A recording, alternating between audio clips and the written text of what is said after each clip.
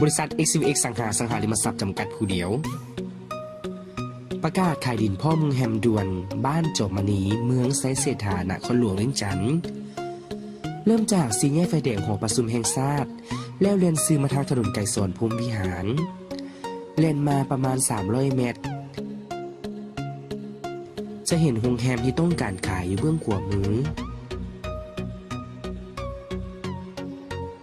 เป็นโรงแรมที่มีสไตล์ทันสมัยสวยงาม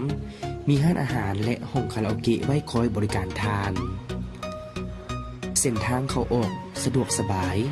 และมีสถานที่จอดรถกว้างขวาง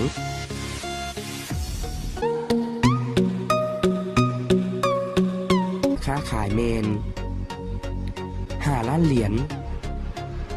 ราคาสามารถต่อรองกันได้พิเศษทางโรงแรมพวกเฮายังติดกับห้องหมอฮานอยเวียงจันทน์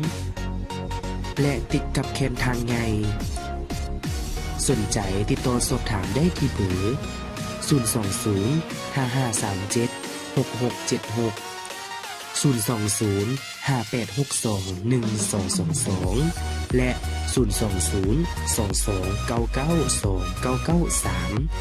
สามารถติดตามพวกเขาได้ที่เว็บไซต์ www.xvxlao.com Facebook XVX Lao YouTube XVX Lao และอีเมล info@gmail.com ขอขอบใจ